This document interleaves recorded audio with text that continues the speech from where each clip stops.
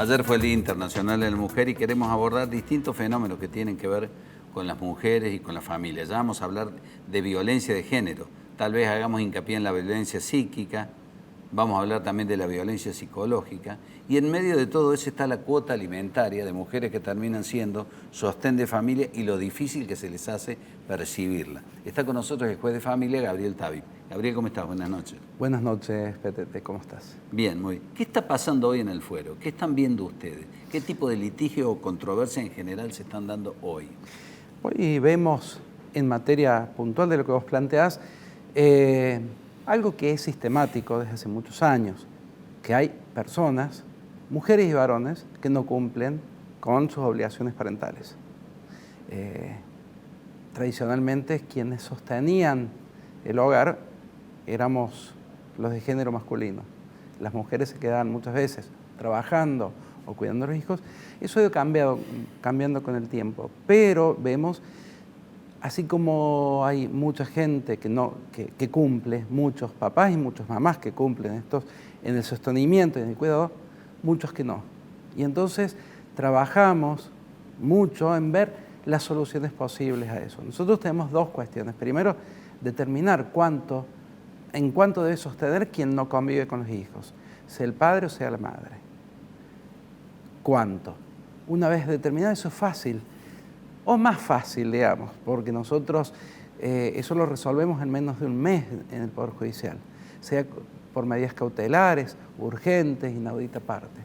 El problema es cuando quien está obligado o obligada no cumple, deja de cumplir o nunca lo cumple.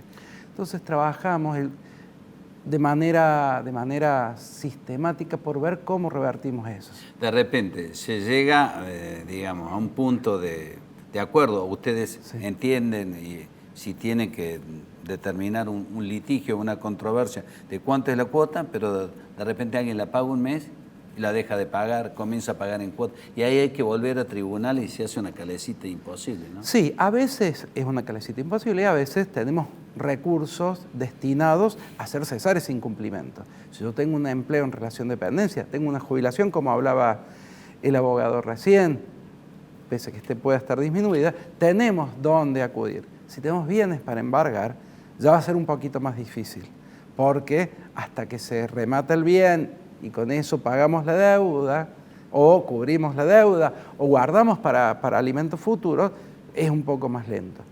Y a veces no tenemos ninguna de esas dos cuestiones. Y entonces aparecen reclamos a los abuelos, que pueden ser quienes que aparecen como obligados subsidiarios. Pero ¿qué pasaría si esos abuelos cobran la mínima también? Claro, ¿qué hace? Y tenemos un abuelo que es una abuela de la tercera edad, que además de cobrar la mínima, tienen gastos de enfermedad, o sea, los gastos propios de esa época de la vida. Entonces, o tenemos esas otras medidas, hemos hablado con vos alguna vez que yo saqué una que fue muy difundida, pero que fue como un ejemplo de varias. No permitirle a una persona que entrara a la cancha o que no fuera a los bailes por no cumplir. A veces esos hacen disuadir a las personas a quienes no cumplen, principalmente los padres, a volver a...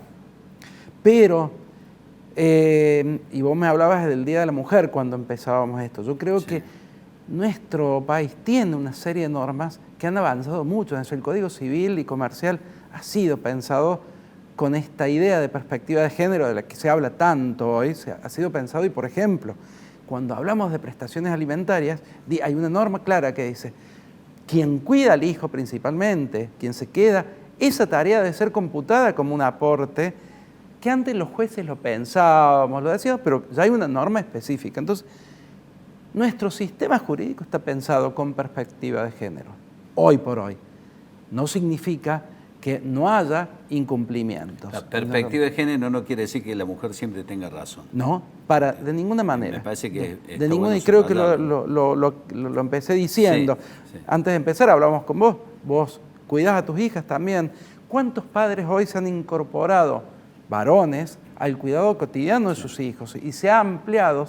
Yo cuando empecé a ejercer hace 30 años como abogado de familia, antes de ser juez de familia, casi no había padres que cuidaran principalmente a sus hijos o equitativamente. Creo que también este es un cambio cultural que se va dando Porque los aportes no solamente tienen que ser en dinero que se destina a cuando el hijo está bajo el cuidado de la mamá, sino también a cuidados concretos. Hoy yo creo, y a lo mejor es una visión que yo estoy viendo más generalizada, muchos más padres haciéndose cargo de otras tareas de cuidado. No es lo suficiente todavía, el cambio todavía no es profundo, pero sí ha empezado. Ha comenzado. Ahora, es más difícil cuando el incumplidor no tiene un sueldo fijo, es cuenta propista, está fuera del sistema. Ahí, el 50% de los trabajadores en Argentina están en negro, o cuando es un empresario al cual no le puedes contar las costillas, ¿no?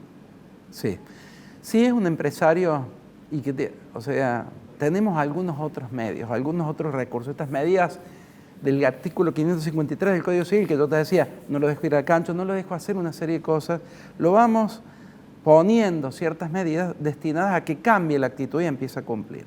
Y muchas veces han sido eficaces.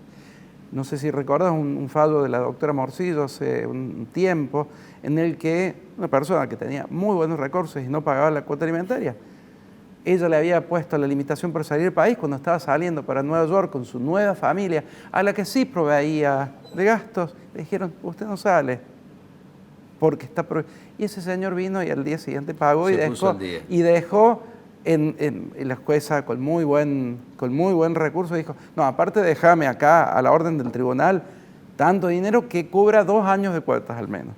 Y entonces sabía ese, pero a veces no. Ahora, ¿cuál es el argumento? Está bien, hay inflación, mucha gente la está pasando mal, pero por allí, en general, el hombre se desentiende de su familia anterior, arma una nueva familia, comienza a cesar en el cumplimiento de la cuota alimentaria cuando se entera que su ex mujer está en pareja con otro hombre, entonces él ya entiende que no tiene más obligaciones.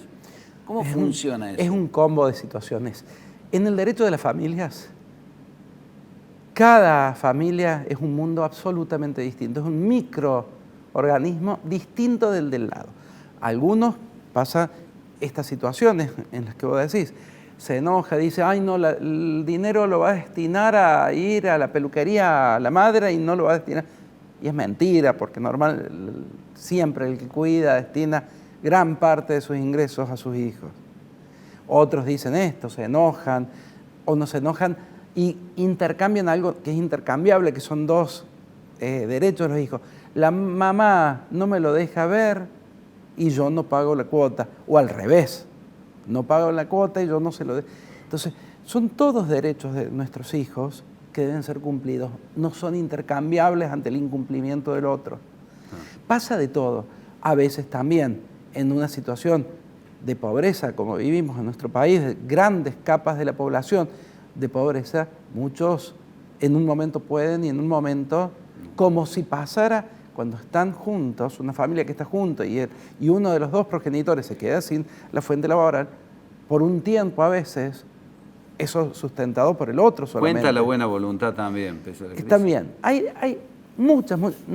Nosotros cada mañana tenemos entre 3 y 4 audiencias de determinación de cuota. En los que y uno ve una playa de situaciones absolutamente distintas. Ojalá que estas situaciones que vos planteaste, que son las más nefastas, porque son las que tienen que ver con la voluntad y con los enojos y con las discrepancias y no poder dejar de separarse, no con quien estuvimos, sino no separarse de los hijos, sino seguir siendo conscientes de que ellos son nuestras hijas y nuestros hijos y que cambien esas actitudes. Ojalá que veamos que seguimos siendo padres y madres que debemos cumplir esa función primordial que nos pone la ley y que tenemos por una función natural también. O sea, la ley representa lo que la vida en sociedad y vida familiar trae, que los padres debemos hacernos cargo del cuidado, de la protección, del desarrollo. Y en todo ese combo está asistirlos económicamente. Gabriel, gracias por haber venido. Un gusto, como siempre, hablar con vos. No, gracias a vos. Buenas noches. Gabriel David, juez de familia con nosotros. Un tema muy candente por estas horas.